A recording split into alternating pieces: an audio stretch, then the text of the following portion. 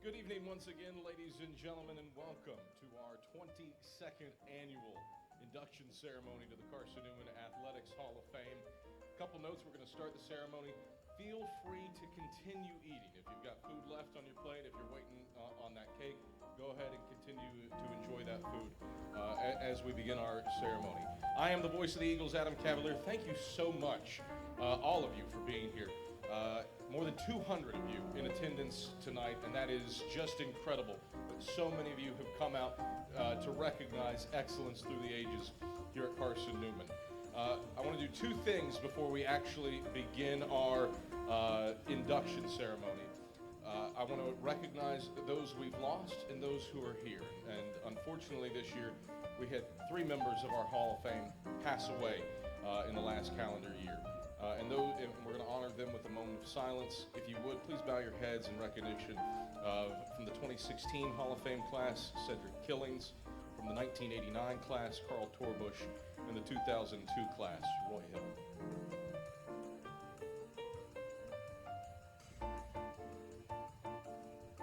Thank you. Now, the wonderful thing that we do have this year, the most members ever who have been inducted are in attendance today. We have 14 people who have already been inducted into the Hall of Fame who have come back for a ceremony, and that is just incredible. So, as I call your name, if you would please stand up, remain standing, and we'd like to recognize this group. First, from the class of 2009, Danny Sanders and Larry Cook, please stand. From the class of 2010, Mac Lambert. From the class of 2012, David Barger. 2016, Gene Lively. Class of 2019, Jim Deaton, Mike Whitley, and the masked bolo from Parts Unknown, Mike Turner. From the class of 2020, the tall coach, Eddie Carter, Quez Rumpf, and Whitney Hickam Cruz. And finally, from last year's induction class, back are Tyrone Westmoreland, Gary Rundles, and the man that everybody's thankful is already in because it means the ceremony has a chance of ending before 9 o'clock, Alan Morgan. Give them all one big round of applause, and thank you so much for coming back. Now, to get into the induction ceremony proper. Our first inductee, Mike Brady, baseball, 1993. The 1992 South Atlantic Conference Player of the Year and a first-team All-American catcher, Mike Brady still holds Carson-Newman's single-season home run record. He clobbered 22 home runs in 1992. A 2-time All-SAC selection and All-American, Brady would set the school records for most runs batted in and total bases in a season, records that have since been broken. He helped Carson-Newman to a tournament title in 1992 and an NAIA World Series appearance in 1993. Ladies and gentlemen, please welcome to the stage, Mike Brady.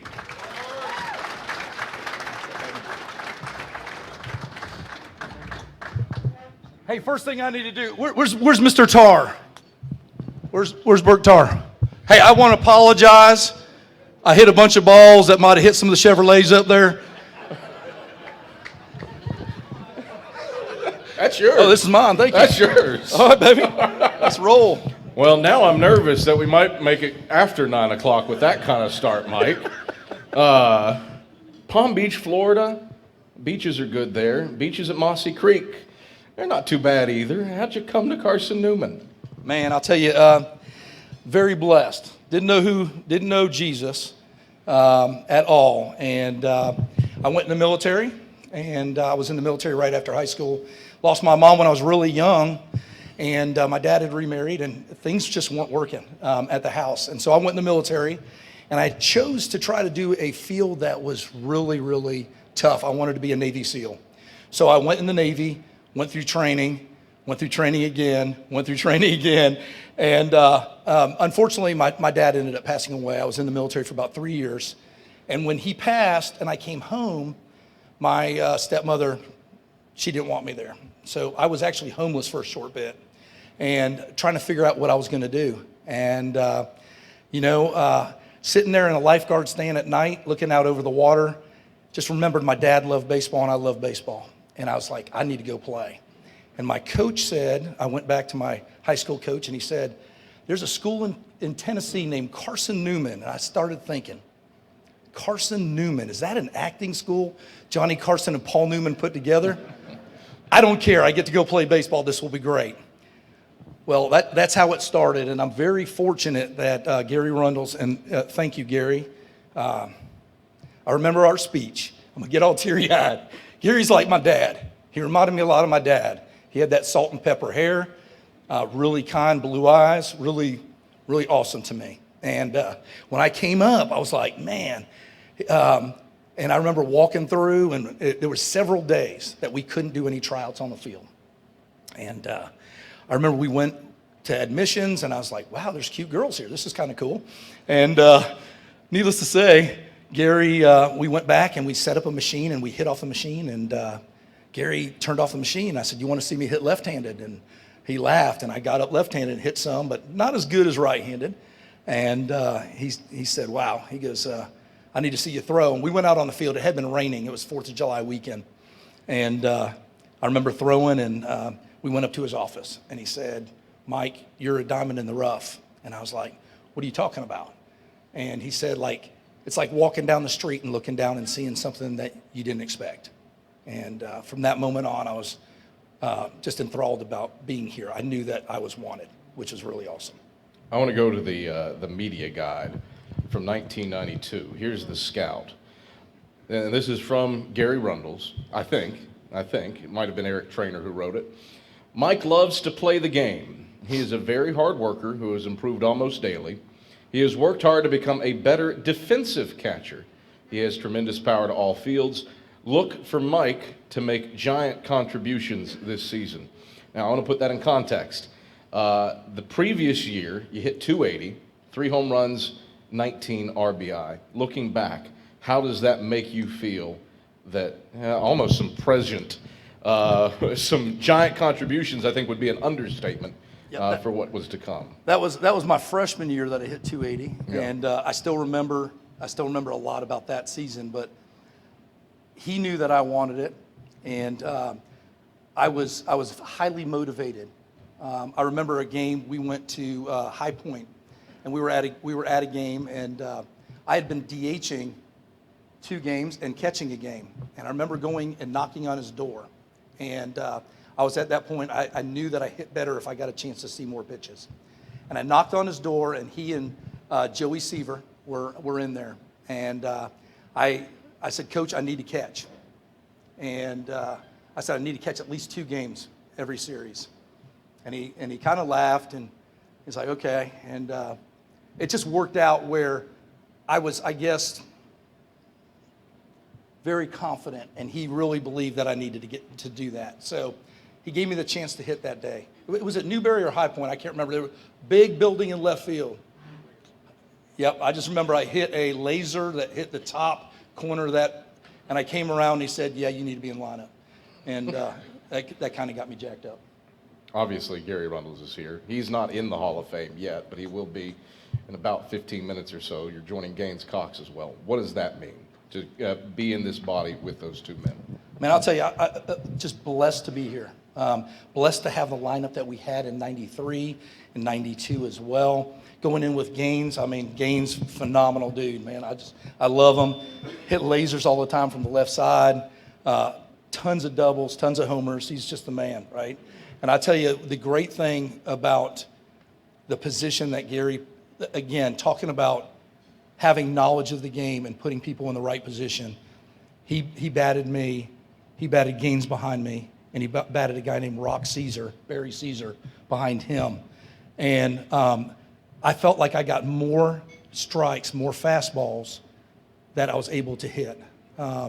Even if they knew that I was a decent hitter, it was like they didn't want to face those guys. And I was glad the limelight was not on me, it was on them.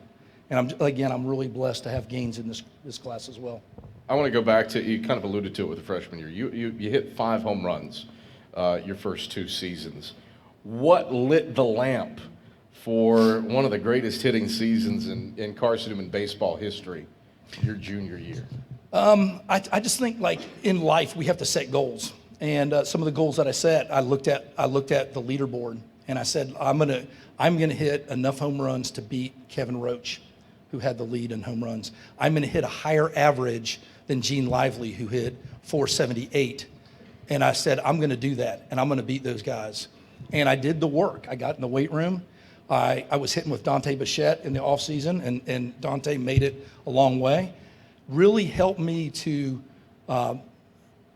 work hard. And when I wanted to do that, I wanted to come out to the field every day and tell these guys, like, we can all do this. And I think as a team, like, that's one of the things. We believed in each other. We really loved each other.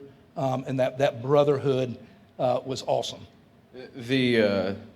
You said it earlier. You came to know Jesus at Carson-Newman. Yes, sir. How did that happen? I'll tell you, through life, like every adversity that ever hit me. My mom died when I was 11. My dad died when I was 21, 22, in between 9 members of my family. So a lot of tough situations. And I just remember my dad, who was my hero. And when he passed away, and I came home from the military, and I wasn't able to live in that house, I had so much anger already going through high school with what was going on, and I remember like just coming here and getting an opportunity to go to the chapels. And a lot of the chapels at first, when I was coming my first year, I was just kind of hanging out. I really wasn't paying a lot of attention. And I remember somebody talking, and it gained my attention. I started really paying attention at that point. We had a player that said, hey, let's go to a conference. We're going to go listen to Major League Baseball players talk. And it was in Knoxville, about 4,000 people in attendance. And we had a van of about 15 guys. And I just remember a guy that's always in control, that I didn't even shed a tear when my dad died. And I wasn't a crier at all. That day, that single day, February 17th, 1992, changed my life, where I listened to somebody give their testimony. I looked on the back wall, and I kept thinking, I'm starting to get chills right now. How many times, if you wrote my sin on that wall of what I thought of somebody, or how I treated somebody, or even how I felt about my stepmother, that wall would be black. And realizing, listening to this man speak, his name was Brett Butler, who played in the big leagues, and Brett was speaking. And I just sat there, and here's a guy that's always in control. These guys named me Sarge. I was a petty officer in the Navy, but they named me Sarge. And I used to sit there and I started shaking. And I couldn't control it. The first time in my life that this happened. And Jesus came up and he was basically shaking me. He was telling me it's time to make a decision to follow Jesus. And I started bawling and I couldn't stop. And one of the guys sitting next to me goes, man, what's going on? And I told him, and he said, Jesus wants you to make a decision. And I had to walk down in front of everybody and do that. I did it. Changed my life. I'm a crier now. My wife will tell you. I'm a crier now. I'll get into some emotional show, and I'll actually, even a non-emotional show, I might break down just a little bit when I see the love of somebody else for somebody else. It is one of those things that I'll never forget. You helped Carson-Newman to its first World Series appearance since the national title run in '65. Yes, sir. When did you sense that year was different? I'll tell you what, when we started, I felt there was a difference. I really felt like there was a major difference at that point. We had a lot of guys that were really working. And when guys start buying in, and again, I remember, I'll give you another thing. I was out on the field. We were running sprints at the beginning of the season. Tell you what, even going farther than that, we were doing plyometrics out in the batting cages, and it was icing and snowing, and the winds were blowing underneath there. These guys will tell you. And I just remember doing those plyometrics, and we're doing it all together. And like, guys might want to stop, but we weren't going to. Like, we had made a decision that we were gonna be the best we could be. We started that You Gotta Believe. And as a brotherhood, we all bought in. We all decided this is where we want to go. And again, it's like that vision board. You set it up to what you want to do, what you're capable of doing, young man, what you're capable of doing, right? You choose to work your tail off. And Jeremiah 29:11 is one of my favorite verses. Hey, he knows our plans. He's already got them set, you know, and he's waiting for us to prosper, right? So, man, I'm just thankful that Carson-Newman was open for me to be here. Who do you want to thank? Dude, man. Got to thank Gary Rundles. I knew I was going to get this way. I told you I would. You did. Got to thank Gary. He took a chance on somebody that hadn't played baseball in 3 years. He took that chance. And it's so great to have somebody take a chance on you and believe in you. Not that the guys in the military didn't believe in me because they knew I had their back, but he believed in me after coming home and not having a stepmother believe in me and not having a father to turn to. But he believed in me enough to bring me here. The greatest thing about that is, well, I need to thank more people, don't I? You do. I better. I need to thank my beautiful wife. We met here. She never would have married me or dated me if I was not a Christian at the time. And so thankful for that. We've been married 28 years this past December. We've got 2 beautiful girls, Christian Grace and Emma Kate. Unbelievable. They know Jesus. Some of those things that were things that I really wanted to make sure that happened in my life. My legacy changed when my dad gave his life to Christ before he died. That legacy changed in our family. We get a chance to be the roots of that tree that Jesus puts forth where he decides he's going to pull the axe away. He's the one that has blessed us all. And he's blessed my family to bless more past that. He's blessed me with being a chance to be a coach, just like that guy right there. What does it mean to Mike Brady to be a Carson-Newman Hall of Famer? I knew you were going to say that. Man, it wasn't something that I was striving for. My goal is always to be the best that I can be. Jesus calls us to excellence. He wants us to be excellent people. He wants us to follow him. We're going to still stumble and fall. We're going to still trip. He's right there waiting for us. And to be a part of this group that stands out, all these phenomenal athletes that are here tonight that have retired from many years ago, man, to be a part of that, I didn't ever think of that. It wasn't that. That wasn't my goal. Again, my goal was to be the best I could be and get the guys around me to be the best they could be. That was my goal. Ladies and gentlemen, let's welcome him to the Hall of Fame officially, Mike Brady. Woo! Thank you. God bless you, man.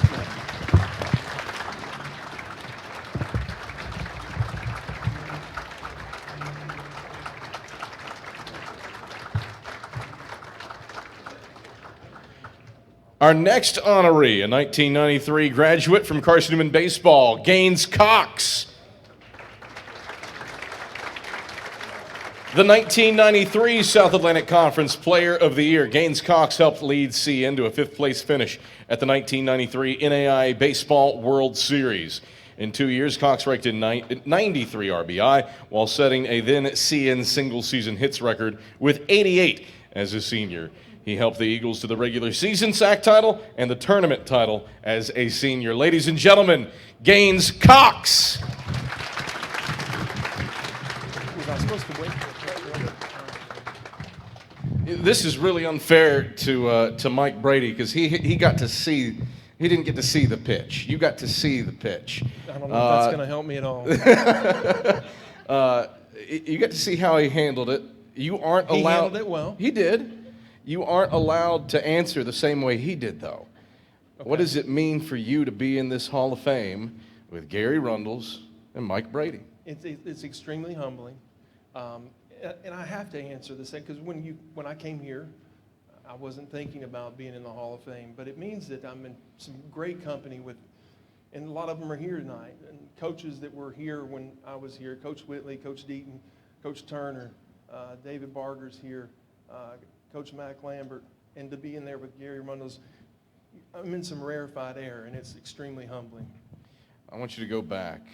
You came to Carson-Newman from Chowan. I did. How did that process occur? 2 years at Chowan College, yeah. Great coaches, great teammates there, and not heavily recruited and wanting to try to find a place to play. And my dad's sister at the time, well, still the sister, she's passed, but she was living in Knoxville and grew up in Virginia, and we would go down I-40 all the time to visit. And in their conversations, knowing that I needed a place to play and that sort of thing, she mentioned, there's this Baptist, this Christian school off exit 417, and came up as a sophomore. And I believe it was Pam Hall gave me a tour of the campus. She asked, my dad and I were here, and she said, "You involved in any extracurricular activities?" I said, "Yeah, I play baseball." "They're playing today." "Really?" "Yeah. Yeah, I'll take you down there." Introduced me to my first student. I think it was Randy Whitten. And we're watching them play. And I remember telling my dad, I said, "I don't think I can play here." Beautiful facilities, Silver Diamond Baseball Complex. Meet coach after the game. He said, "Can you come back the next weekend? You can try out." And I got to see Coach Seaver, our assistant coach, who, if you don't know Coach Seaver, he sadly passed away not too long ago. And but he's a left-handed pitcher and got drafted, I don't know, 6 or 7 times. And I'm a left-handed hitter. And he's about 6'4", and that's who I got to face to try to convince Coach Rundles to give me a shot to come here. Not a very comfortable tryout, but that's how I ended up here. And I am very thankful for the opportunity he gave me to continue to play the game that I love. I think it's crazy, reading the bios. You go, 92 Player of the Year, 93 Player of the Year. How much was it following in his footsteps? Was that a goal? Did it just? What changed junior to senior year that you had the year that you did? I think for all of us, gaining confidence from our junior year in that 92 season. Catawba had ran through the conference 21-0. We won the conference tournament. And I think realizing what we had coming back gave us all confidence going in through the fall of 92, leading into the spring of 93. And then we all got, a year older doesn't always mean a year better. And I believe we all got a year better. And we added I want to mention another teammate's name, and I'm going to get choked up too. That's okay. But I think and I think everyone would agree with this, we got a shortstop from Chowan Junior College in David Wright, a true switch-hitting, smooth, slick-fielding shortstop that kind of solidified everything for us defensively. Sadly, he passed away a little over 2 years ago, but he was a huge difference. And I think all of us, the experience that we had from my junior year going into my senior year, was you gain confidence and things tend to fall into place a little bit better. You mentioned Catawba. 21 wins, 21-0 the year previous. The next year, you win 2 of 3 at home to clinch the regular season against the Indians. Come from behind effort to beat the Indians for the regular season title. In the tournament, a come from behind effort against the Indians to win the tournament title. After they had beaten us in the same day, That's 22-5. How and I think I know the answer based on that recollection. How much do those games against Catawba stick out to you now, 3 decades later? That's the reason you play. You have for opportunities like that, and those memories that we had in games, even when we were, they went 21-0. The fact that we got to beat them in the conference tournament, and then to turn around and prove that we were superior again in '93, and then in that conference tournament in '93, we were running out of daylight. Because they beat us up pretty good in that. They had to beat us twice. They beat us 22-5, and then we won a 1-run ball game, I believe, in that championship game. It was extra sweet. It was an opportunity to compete again. It was fun. You mentioned it, Virginia boy. Just south of Richmond, Virginia, Thomasdale High School. You've been in East Tennessee now for quite some time. I have been. How much did Carson-Newman in East Tennessee just sink its roots into you? Well, my wife, met her here at Carson-Newman. Got a shout out to another baseball player, David Cagle. Introduced me to Christy, and she's a Jefferson County High School graduated from Carson-Newman. Of all the things that have happened to me from coming to Carson-Newman, it's the best thing that happened to me. What was your question? I kind of I think I figured out looking at my wife, and that didn't go on. I love you. I think I figured out why you stayed. That's the point. I did stay. She's never lived outside the county, and I've asked her recently. I've been here since the fall of '91. Can you call me an East Tennessean yet? She goes, not yet. I'm close. What's it take? I mean, do we need to pass the microphone down? I mean, geez Louise, cut the guy a break. Yeah. You look at that senior season, 88 hits. That's insane. Yes, but it was, again, not something you set out to do. Yeah. You wanted to be your best version of yourself. And I was obsessed with trying to be a reason that we were successful. Wasn't trying to be the best player on the team or anything else. Wanted to be my very best, and my goal every game was to try my very best to get 2 hits a game. Not too shabby. Not too shabby.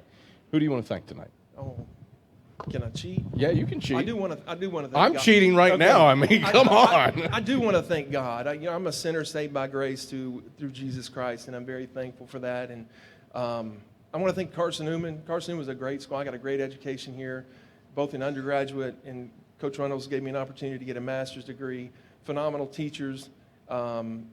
David Barger was our athletic director when I was here, and he knew who you were. He came to our games. There was a family-type atmosphere. The coaches that were here had been here for a long time.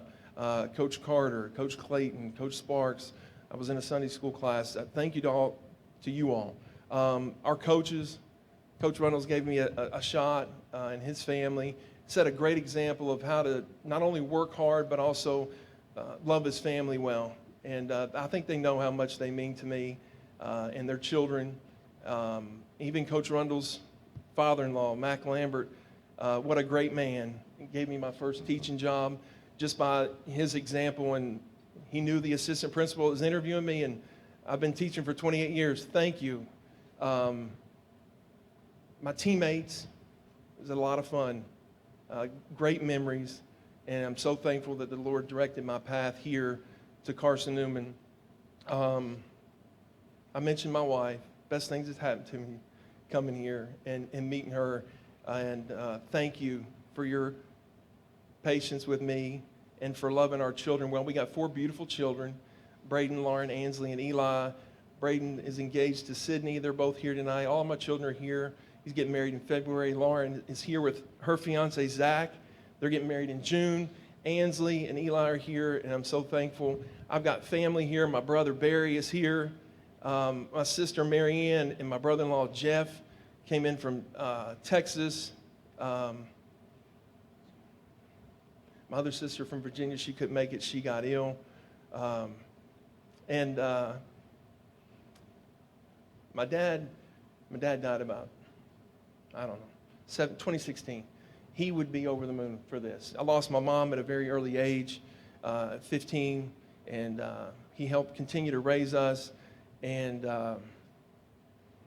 met a woman that's here tonight, and she loved him well the last 16 years of his life, and I'm very thankful for her. And she's here from Virginia, Kat.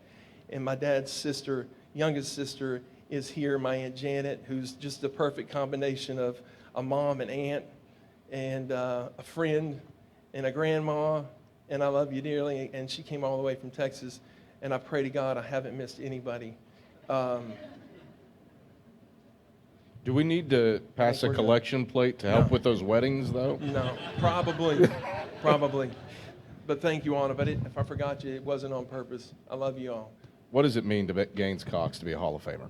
Didn't we start with that question? Nope. Are you sure? I asked what it meant to you to join Gary Rundle's. Oh, okay.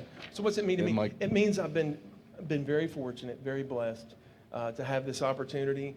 And again, it's not something you set out to do, but it means a ton.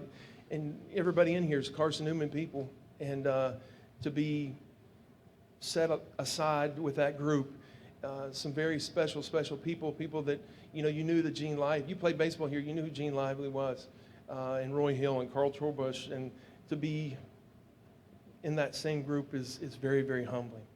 Ladies and gentlemen, give it up for him. Gaines Cox.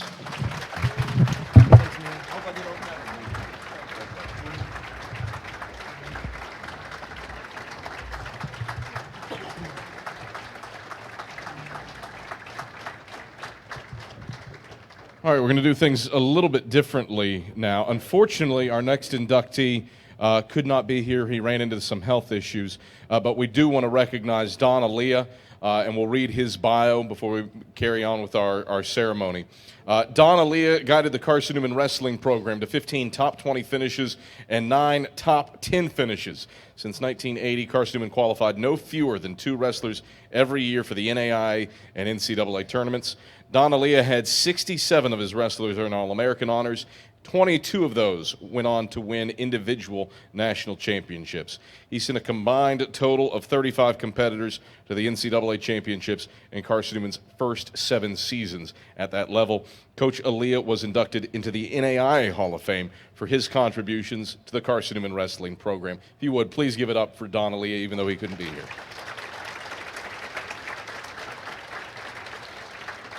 Our next inductee from the class of 2003 in Carson-Newman football, Leonard Guyton. The 2002 South Atlantic Conference Offensive Player of the Year and the only All-American quarterback in the history of the Carson-Newman football program. Leonard Guyton is one of 5 Eagles all-time to finish as a finalist for the Harlan Hill Trophy, the Division II Heisman. Guyton quarterbacked Carson-Newman to a title game appearance in 1999 and 1998 and a quarterfinal appearance in 2002. At the time of nomination, he has the second most passing yards and passing touchdowns in Carson-Newman football history. He ranks 3rd for career yards of total offense with 6,626. Ladies and gentlemen, please welcome to the stage Leonard Guyton.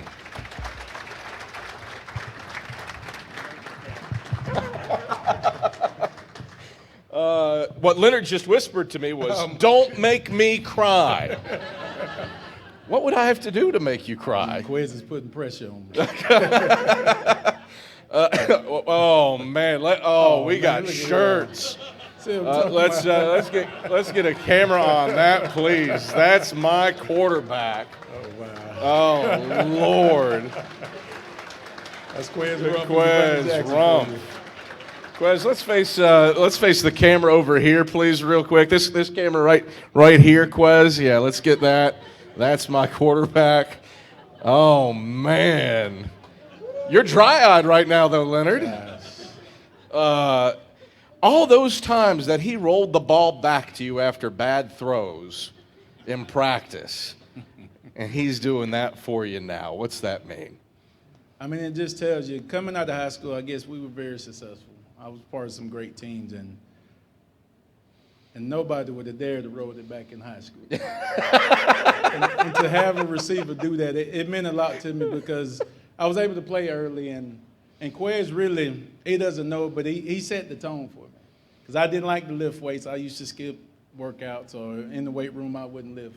And Quez would get on me, but it made me raise my level, and it means a lot. In all the years of Carson-Newman football, pretty tough to be an All-American quarterback running a triple option attack, a split back veer attack. What does that mean to you in reflection that you were recognized on a national level because of your skills at running the veer? Well, I think it was 2 years ago when Quez got inducted, you said that to me, and I really didn't know I was the only All-American quarterback. And really, if you know my story, I came in and I was able to play as a freshman, in my sophomore year and my junior year. And I can say it now, I was kind of injured. I had a back injury. And my back actually went out my senior year because I didn't redshirt, so I had to redshirt that year. And I think I did less that senior year than I did any year. And it just means a lot that, it kind of showed that people appreciated it. And I was able to do some great things. You alluded to it. I think you have one of the more interesting stories. Not too often that a starter gets hurt, Zach Allen, toward the end of a regular season, and who comes in to lead a team to a national championship appearance, but a true freshman. Break down the feelings that you had being inserted into some really crucial situations late as young as you could be as a college football player. Well, I think my head coach in high school did a great job because we were taught to handle adversity, and we dealt with adversity. And my freshman year, and anyone coming to Carson-Newman, you think you're the best. You don't have to say it, but you think you're the best. And I thought I was the best coming in, but then being a freshman and they throwing signals, and we talked about it today, Coach Turner was over there throwing signals, and as a freshman, that was some pressure. So I used to get Quez and Giovanni to look at the signals because Quez played quarterback and go, help me out here, help me out. So I wouldn't miss the call. But it was a lot of pressure. And I remember it was the 9th game of the season in LR. And Zach went down, and you go, it became real then. At first you want to play. Now is an opportunity. And, of course, I was actually the third string. Keith Pruitt was the backup. And I remember Keith getting in, and I go, whoa, I'm one man away. And then Coach Turner called my name, Coach Sparks put me in, and, I got a couple snaps, and, of course, Quez was fussing then. But then it was the last game of the season against Newberry. And Coach Turner, I'm a coach now, so I know the lingo. They go, each quarterback is going to get 2 series, and you're going to flip-flop. Well, Keith Pruitt got his 2 series, and I got mine. I think I threw a touchdown on the first series, and Keith Pruitt didn't play again. And just leading them to the national championship, of course, it was a surreal thing. It was the coldest game I ever played in my life. That's crazy, to play as a freshman. It's also fascinating to go down with a back injury and miss what you're thinking is going to be your senior season. How did that prepare you? 1999, yes. In terms of points scored, yards of offense, yada, yada, yada, it's number one in terms, also most games played for a team. You were at the helm of that offense. You get hurt, the 2002 offense is second all time. How did that time hurt, out, prepare you to guide the offense in 2002? Well, I think to know me is really not about me. And I was able to play with a lot of great athletes. And I remember this, like I couldn't touch my toes for years. And seriously, my senior year, I was able to touch my toes. And I think it was Jason Coates. I told him, I said, I don't know if I'm going to play football again. I can finally touch my toes. And I think he whispered to Coach Turner, and then he recruited me all over again. But it was great going back out there that senior year because it wasn't about me. And I think the year before we didn't make the playoffs. I think we lost 3 games that year. And I really struggled with it. But then, of course, I got to play that senior year. And my thing was, when I came here, Carson-Newman was known nationally, and I wanted to lead that way. So it wasn't about me. It was just playing with the guys and having really, really great talent around me. You've named some names, one of which is Mike Turner, nice. Another of which, Ken Sparks. What do those 2 guys mean to you? Anybody know you. If you talk to Quez or Giovanni, they'll say I'm the favorite, and they should know why. But, that's my guy. And even coming to Carson-Newman, and just telling the truth. And when you go out, you think about the recruiting, having fun, partying. And I went out, my first visit here, I actually came for one day. We went to 3 other schools, and Jeremy Floyd, of all people, took me out, took me around, took me to Gatlinburg. And I really didn't think I was coming to Carson-Newman. But Coach Sparks did something that was totally different. He prayed on the phone with me. And he made me think about life and how to utilize football. And that was key. And Coach Sparks was my guy. And then Coach Turner. The thing I love about Coach Turner is when he and Coach Sparks used to fuss on the sideline about calling plays. But we always called him the Red Man. And Coach Turner was always there, and he was always knowledgeable and always helpful. How did they help prepare you for your career now as a high school coach? I'll tell you this. Everything we did at Carson-Newman, I appreciate it even more. And then you can ask my teammates, we say doing it the Eagle way. We think about little cliches Coach Sparks used to say, just thinking. And right now I try to do exactly what we did here. Having a theme every year, yeah. Men of Excellence. And we got a group that we call ourselves MOE, and that means Men of Excellence. So everything that I actually did at Carson-Newman, I try to do that now. I'll ask you one more. How's your heart, babe? And then he would touch it. Mm-hmm. I still try to do it, but then I think about him. I don't try to copy it. But that's something that was near and dear. Who would you like to thank tonight?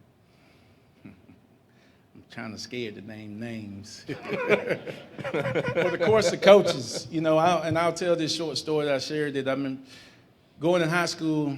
Coach Whitley actually played with my head coach, Coach Pilcher, who's actually deceased now. And, he was I would say, a mean coach, and he wouldn't let us wear black socks. Oh, man.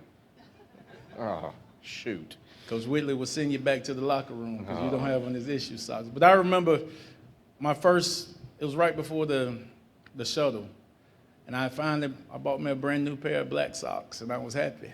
And we were going to do the shuttle, and Coach Whitley stood at the gate, and he said, Leonard, I didn't issue those socks. And he made me turn around. But if you look at those coaches, they mean a lot in what they've done. And even in the coaching field now, I know they had well over 20-some years together. And that means a lot in the young lives that they touch and the things we try to do and emulate. And, of course, my teammates. You know, I have several here tonight, but, you know, me, talent-wise, and I'm able to sit on the stage, but this, to me, is not mine. It's all of theirs. I mean, because they all contributed. And without them, I would be nobody. And I just want to thank them. And, of course, my wife. And, you know, I met her. I did meet her. She wasn't from Tennessee. She's from Thomasville, Georgia, back home. But I met her while I was here. And we had 4 beautiful children, Kalik, Kirsten, Keegan, and then my last one, Trey. He's actually the guy in the 3rd. And then my sister and my brother. I'm the oldest. But the one that's not here is my mom. She passed July 4th, 2019, and she was my rock. And even you think about education, you think about things. She didn't know a lot, but she used me to go out and seek. And she just told me one day that you're going to go to college. And I'll tell this story, and I don't mind sharing it. Anybody know about the SAT? As a sophomore, I took the SAT. And you know, back then, to be qualified, you had to have an 820 and a 2.5. I had a 3.2. I made an 870, and I'm not embarrassed to say it. No, I wasn't dumb. That was my sophomore year. But then we were qualified. And I remember getting the mail out the mailbox, and we hugged. And that meant a lot to me. My mom was, and not knowing if I had got injured, I wouldn't be in anybody's school, but she meant a lot to me. What does it mean to Leonard Guyton to join the Carson-Newman Hall of Fame? I mean, again, it's not about me, it's about my teammates. And when you see me in the years that I played, it's all the guys that played with me. And it means a lot to be in the elite group, but really it's all the years I played and the people I played with.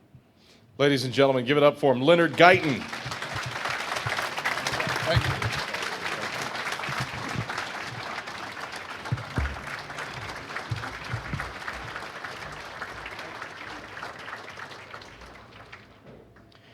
Our next inductee, a 1993 graduate of the Carson-Newman men's soccer program, Patrick Olalari.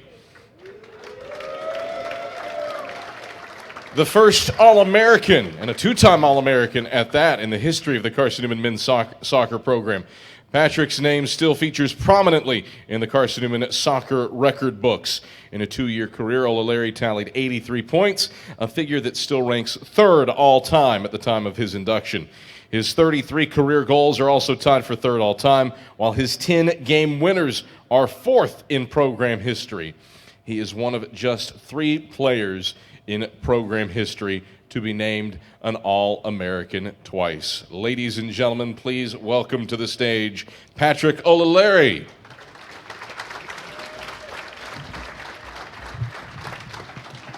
Thank you, sir. Congratulations.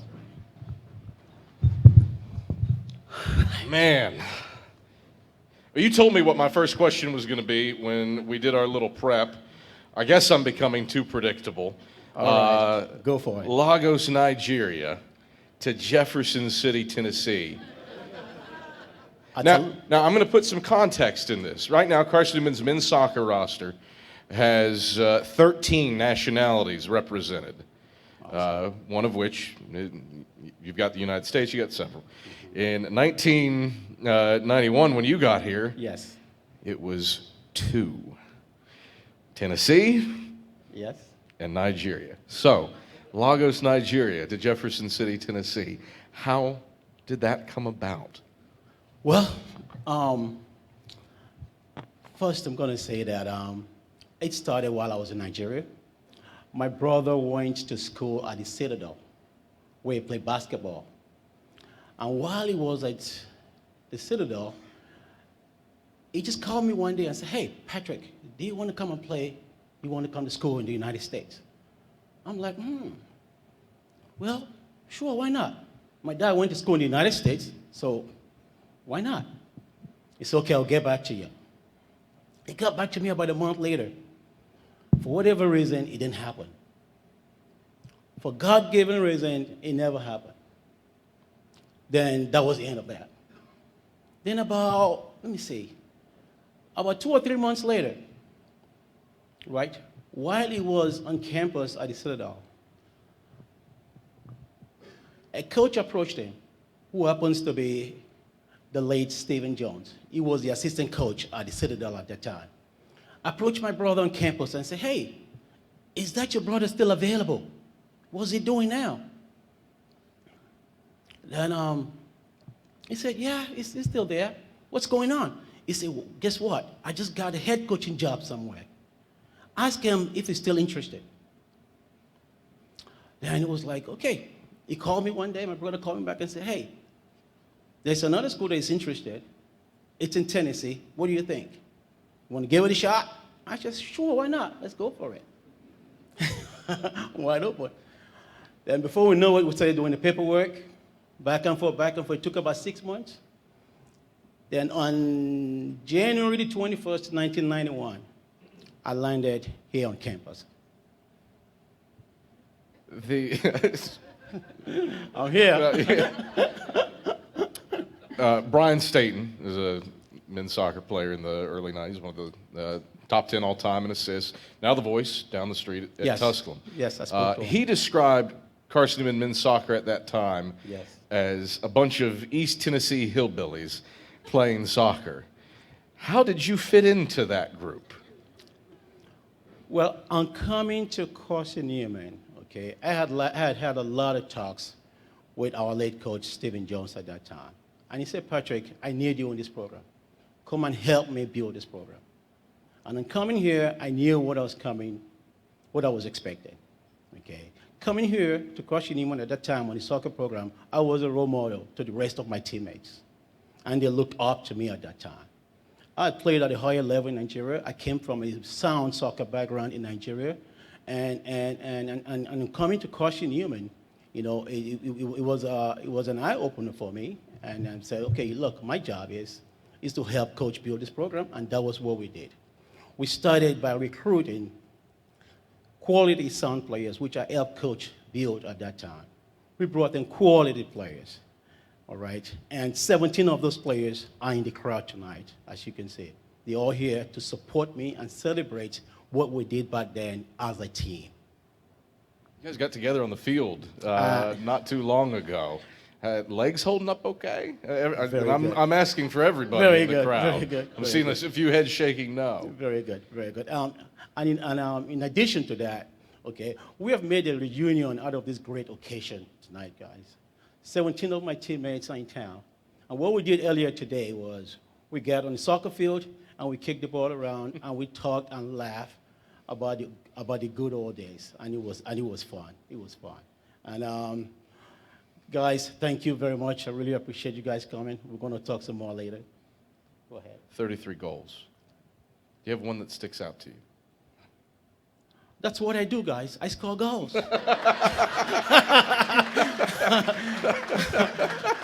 That's my name, you know. Listen, in a couple of games, I scored 3 goals a game, and my teammates call me Hot Trick Patrick. Hey, that's the name of the game. It's what I do. Even after I graduated from Carson-Newman, I went and played professionally with the Charleston Battery, where I was a top scorer in the nation.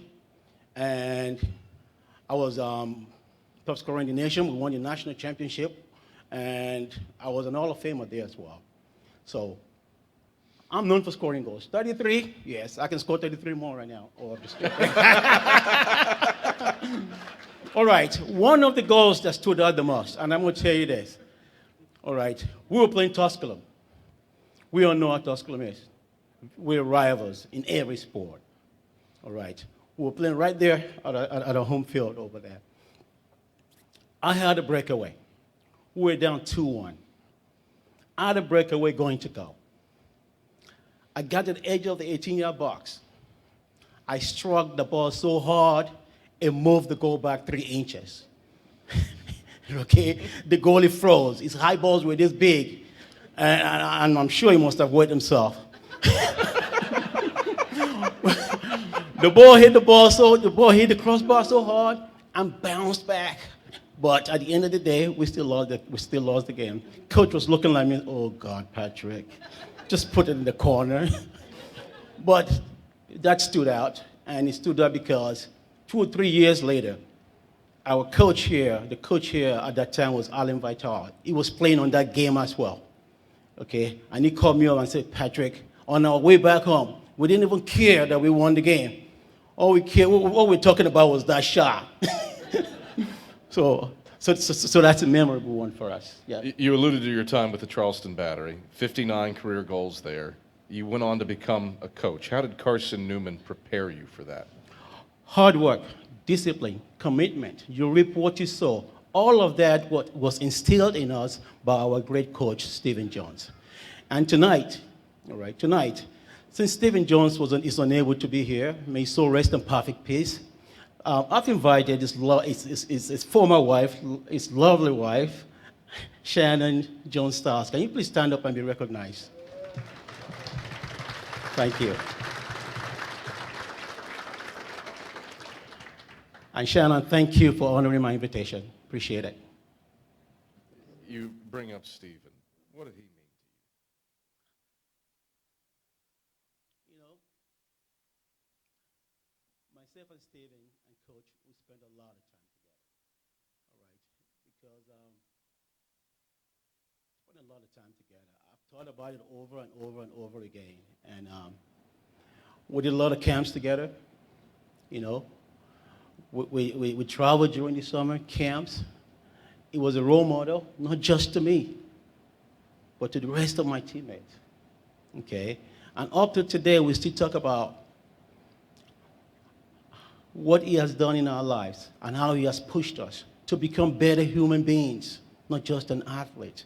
Because up to today, we're still talking about Coach. He was a role model for us. He made us work very, very hard. Okay, he's you know, he just taught us about life, and that's what we're living today, and we'll continue to live it. I figure a few of them are here in the room tonight, but who would you like to thank? Can I cheat a little bit too? Yeah. Okay, I'm gonna mention some. We are all I'm gonna mention absolutely. Some names. A couple of my teammates are here. I'm gonna start with our safe hands. I call him Kevin Peters. There you go. Todd Woods, Michael Bottle, Nikai Ferguson, Michael Tempany, Brian Lee, Jason Hurst, Jeff Woodard, Tom Gollard, Jay McClellan, Edson Bravo, Ryan Cole, Rollin Turner, Rick Davis, Sam Powell. They're all here tonight. I want to thank you guys so much, man. You guys came. Thank you, man.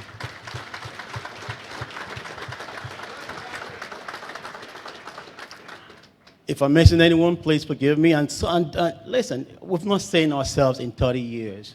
And my boys showed up for me tonight. After close to 30 years, they showed up, man. 16, 17 of them. We're making a reunion out of it. This is great, guys. That shows how together we were back then. That shows how committed we were to that soccer program at that time. We had the first winning season with these guys. We worked hard for each other. During the off-season, we worked hard. Okay, and during the season, we were not the most talented team out there. I'll tell you that. No, we were not. But I'm going to tell you, okay, we worked hard on that field and fought for each other. And that's what carries us today. And that's what carries us today. And that's what we live by. And that's what we discussed and laughed about today. All right. So, boys, I thank you very much for honoring this invitation. And may God bless you guys. What does it mean to Patrick O'Leary to be a Carson-Newman Hall of Famer? I'm humbled. I'm happy, you know. And I'm not going to share this alone. I'm going to share with my teammates as well, you know, because it's important for me. Okay, it's important, and you know, I'm just humble about it, and it's a gift, and I'm going to take it. I'm going to run with it, but at the same time, okay, I had all my teammates behind me to push me and help me and challenge me to this next level. Ladies and gentlemen, give it up. Not yet. I'm not done yet. I'm still. Okay, good. Well, I want to thank some people. Firstly, I want to thank God, Almighty Father, for blessing me with this opportunity as well. Okay, because it's a gift. I'm not deserving of it, but God used me, all right, for this opportunity, and I'm taking it and I thank God for it. I want to thank my family. I want to thank my dad. He passed away years ago. He is the one that started me in soccer growing up. Okay, I thank him very much for it. It's up there in heaven. And let me see. My teammates, thank you very much. Love you guys forever.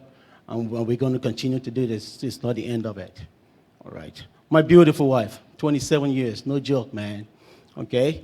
Appreciate you. Love you very much. All right. Thank you very much. We have two beautiful children, Remy and Femi, both of them right there. And played soccer and did well. And love you guys so much. And let me see. Who else? All right. Any more questions? I'm good now. Ladies and gentlemen, give it up for him, Patrick O'Leary. Thank you so much. That was great. Congratulations.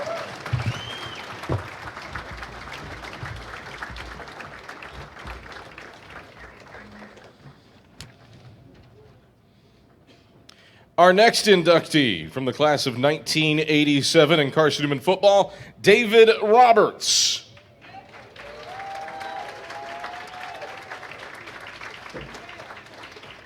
A vaunted defensive lineman for 3 national championships for the Carson-Newman football program in 1983, 1984, and 1986. Roberts earned All-America honors at the conclusion of his senior season and was a 2-time All-South Atlantic Conference choice. At the time of his nomination, Roberts ranked 6th in program history with 349 career tackles. And playing in a time before sacks were a formalized statistic, Roberts still managed to rack up 18, ranking 9th in school history. Please welcome to the stage Mr. David Roberts.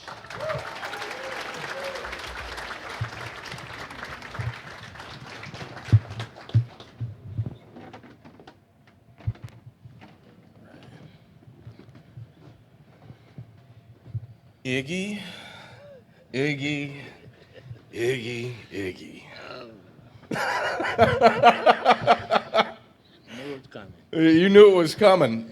After 37 years, your teammates would like to know, why are you called Iggy? Well, as a freshman, after practice, we would always huddle after practice, and so everybody would say, ready, break down, ready, Iggy, Iggy. I thought it was saying Iggy, Iggy, but it was saying Eagle, Eagle.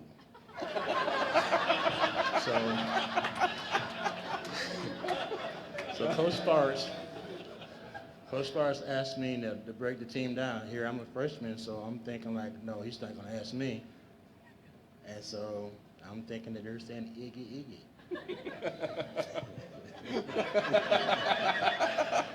So that was the team mascot, so everybody started calling me Iggy, Iggy. Certainly one of the most fearsome defensive linemen in school history. I think 349 tackles is crazy enough for a D lineman. That's number 1 all time for the position. But half of them are solo stops. What made you a force up front? My dad, who passed away on Christmas, always instilled in me to be the best at anything I do. And he really, me and my 7 brothers and my 1 sister, he always said be the best in everything you do. And he drove that into us. And so everything that I did, I want to be the best at it.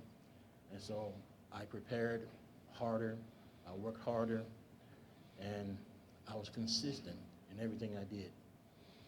You're a part of 3 national championship teams. That was the start of the. You were there for the start of the run for the 80s.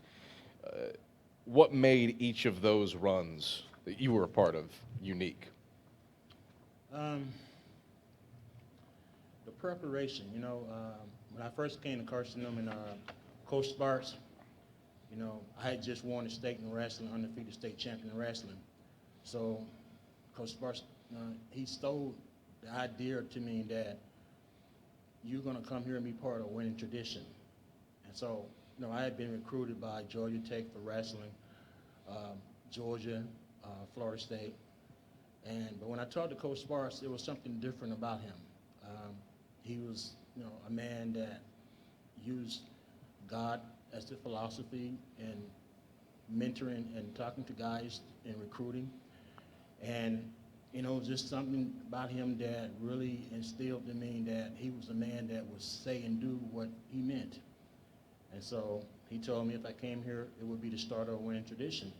So I went home and told my mom and dad, I said, I think I'm going to go to Carson-Newman. I said, but it's out. It's in the country, and it's not too much there. It's, maybe one or two restaurants. And my dad was like, why would you go there? So, but I said because I felt like I would be more focused and I could really concentrate on school and football.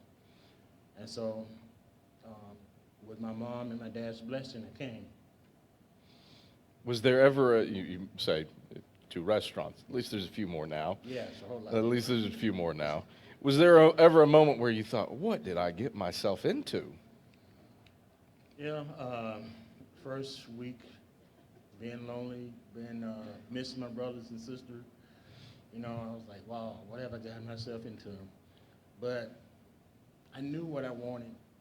I knew what my dad had instilled in me.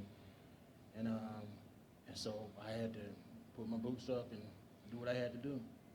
I look at, obviously, you play on 3 national title teams.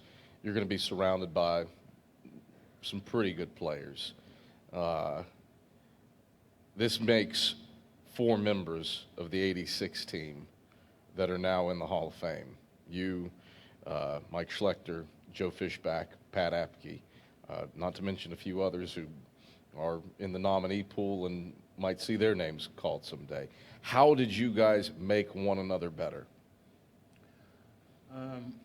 We were friends, we were teammates, we supported each other, and we was just there for each other. And it was like iron sharpening iron. We talked to each other on a daily basis. We made each other better. We worked out together. And so it made everything that we did so much better. You're NAIA National Player of the Week, I believe your senior season. 3 sacks against Lenore-Rhine.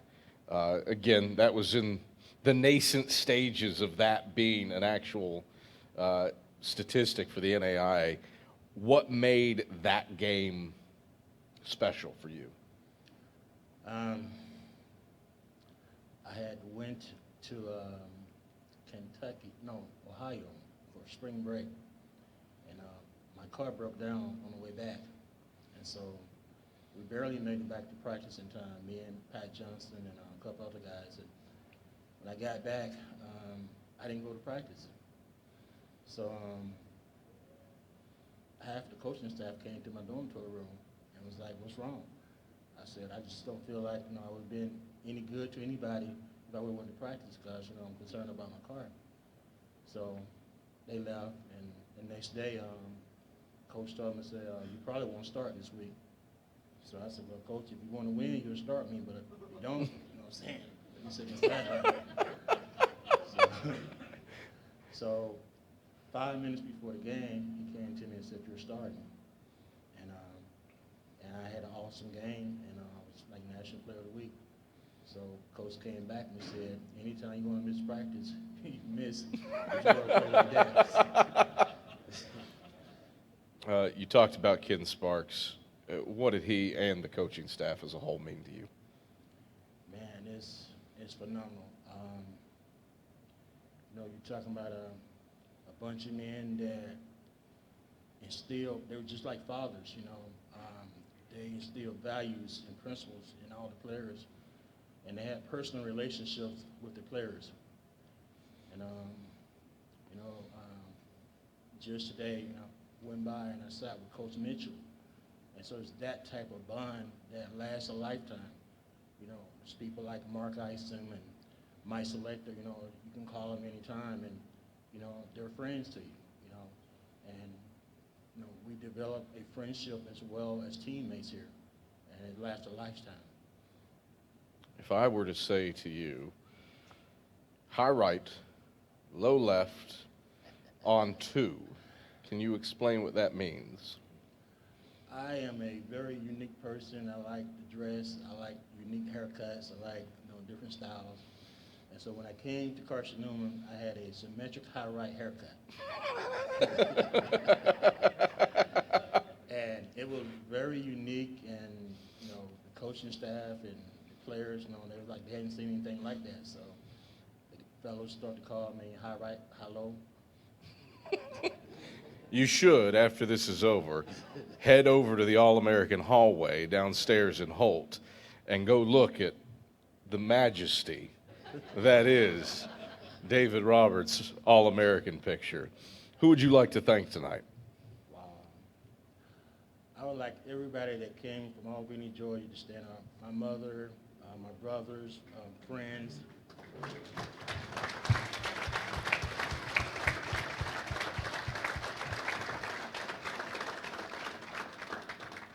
First, I want to thank God. I want to thank Coach Sparks for giving me a chance. I want to thank the coaching staff, my position coach, Coach Lambert, a great coach. The other coaches were supporter coaches. You will think that they were my coaches as well, my position coach. We all clicked, we all got along, and they always encouraged me, inspired me. I want to thank my teammates.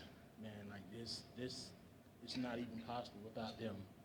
I had some great teammates, Don Bramley, Charles Merritt, Mark Eisen, a lot of guys, Dwight Wilson, guys that really inspired me, and they picked me up like a little brother, and was always there and always, helped me to be a better person. And I also had a cousin, Tommy, who, when I was growing up, we played sports together, played everything together. So we kind of push each other.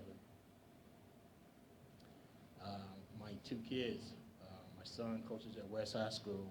They played, they coached like 2 back-to-back state championships. My beautiful daughter, my mother, my 2 grandboys, and all my friends. What does it mean to David Roberts to be a Carson-Newman Hall of Famer? Man, it's unbelievable. It's a dream come true. A lot of people, they don't come. A lot of people say, well, I didn't want to be here in the beginning, but I came to Carson-Newman because I want to make a difference. I want to make a difference in my kids' life, in my grandkids' life. I want them to be able, I brought them here today so that they can know that they can be anything that they want to be. They work hard, prepare themselves, and be consistent.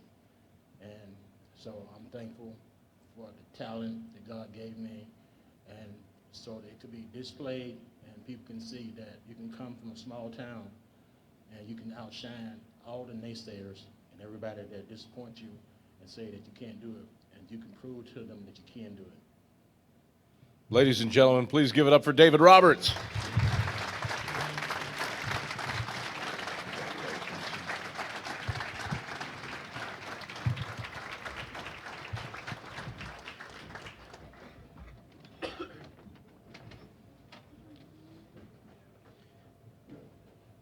Our final inductee tonight from the class of 2000 in the men's golf program, Mark Sweeney.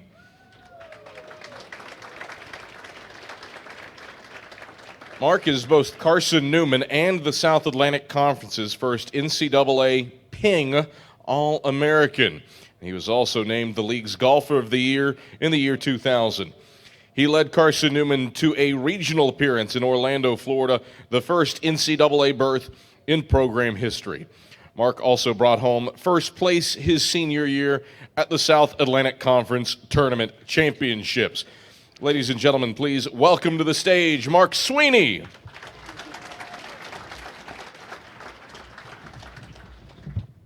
All right, Mark. First NCAA Golf All-American in Carson-Newman history. Yes. First men's golfer into the Carson-Newman Hall of Fame. Bunch of firsts. Break down the process to get to that point. Well, the process. So when I first got here in 1995, my golf coach was Charlie King. He used to be a football coach. First Saturday I was here, go to a football game. He introduces me to a booster or someone. I'm not quite sure who it was. And he said, I want you to meet somebody. So he said, I want you to meet Mark Sweeney. This is going to be my first All-American golfer. I looked at him and I said, first All-American golfer? I said, this school's been here since 1851. There hasn't been an All-American? I immediately go back to my dorm, call my mom, call my dad, and I was like, where am I? Like, I honestly, I was like this, you know. But anyway, so that was my freshman year. And again, played 4 years. My last year was the year that I ended up being an All-American. You had success before that. Won a tournament as a sophomore at North Greenville. When did you feel like it started clicking on the links? Well, as far as in college. Yeah. So has it still not clicked? Is that what you're getting at? No, it's still clicking. So, so like you said, I had a rough freshman year. Didn't do too well. My sophomore year, I won a couple of golf tournaments. I think, I'm not quite sure. Yeah. It was 2. It was 2. Okay. And so Charlie was our coach.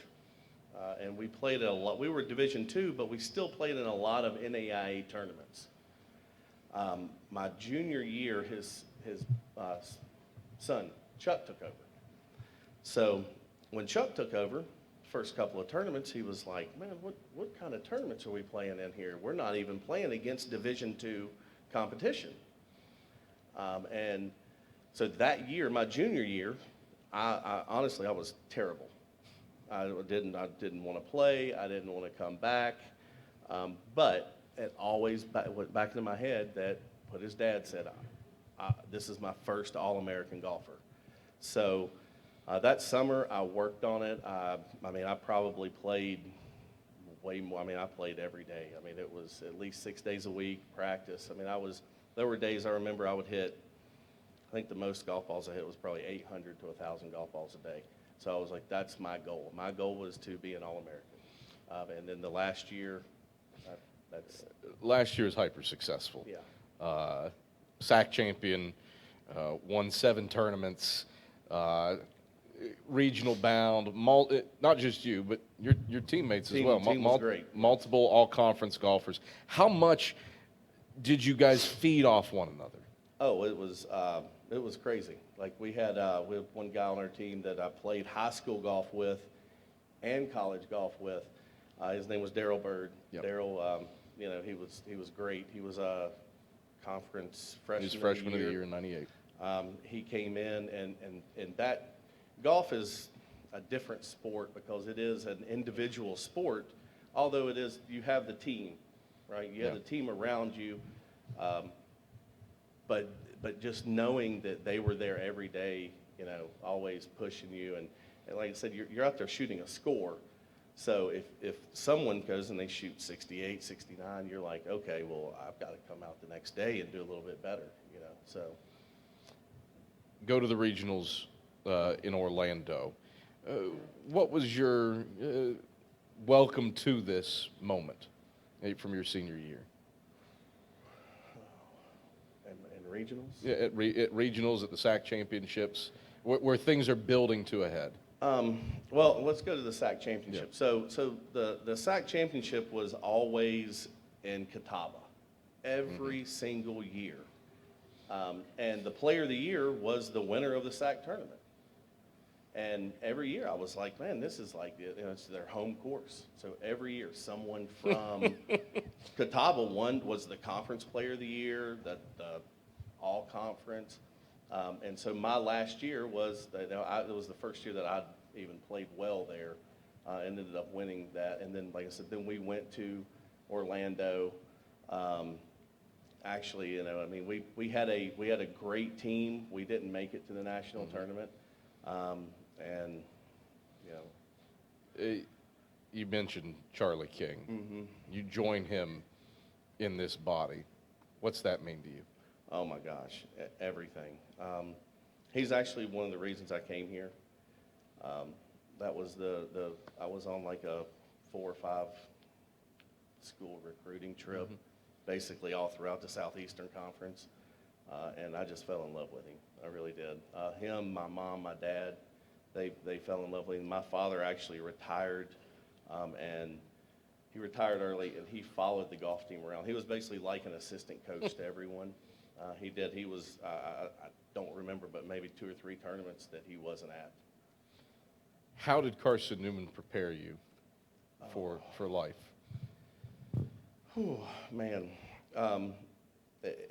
It's just a great school. The staff, everything here was just wonderful to prepare you for life.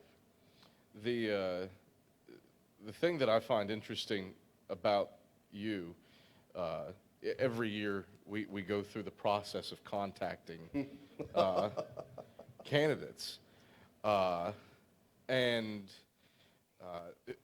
on your nomination form, the contact info for you was incorrect. There was no, you're not on Facebook, you're not on Twitter, you're not on Instagram. Everything was incorrect in everywhere.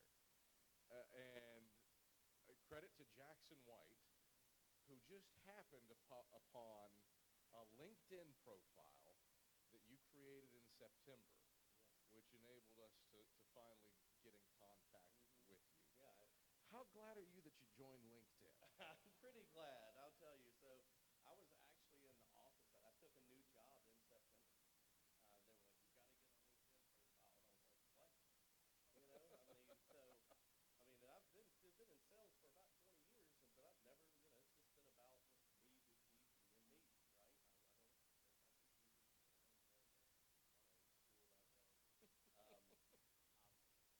Yeah. So I was actually in the office that day.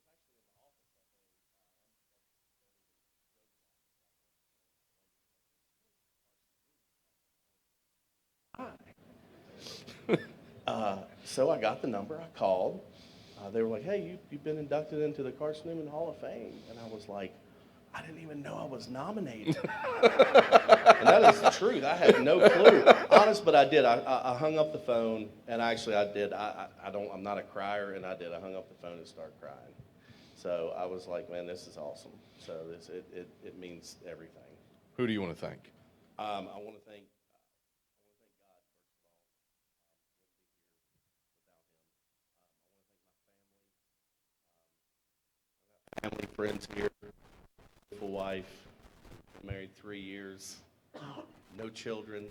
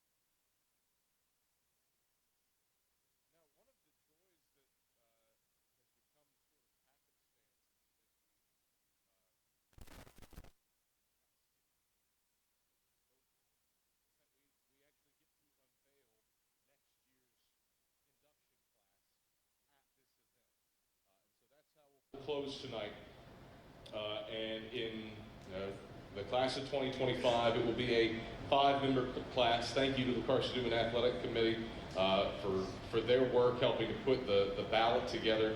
And I'm sure several of you, I know several of you in this room who voted. Our 5 next year, sometime in January 2025. Going in will be from the class of 2009 in the cross-country team, Aubrey Morris. From the class of 2007, women's soccer, Julie Nelson. From the class of 1992, Carson-Newman football, Chuck Profit. And assistant coach from 1991 to 2020, Dan Redding. And our final inductee from the class of 1984 from Carson-Newman football, Dwight Wilson. That will be out at some point here in the coming weeks, but that will be the class of 2025 for next year's induction ceremony. Thank you so much for joining us here tonight and helping us honor excellence. For those of you who are inducted, we certainly hope you join the 14 who came back this year and join us each and every year that we have this. This event continues to grow in its attendance numbers, and it is wonderful to see this room as full as it is. We have one bit of housekeeping, and it's a good bit.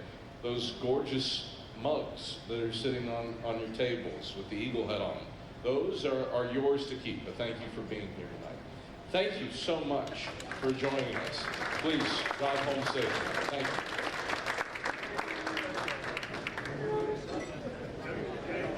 Body. Would the inductees please come to the stage for a group picture? Again, would this year's inductees please come to the stage for a group picture? Thank you.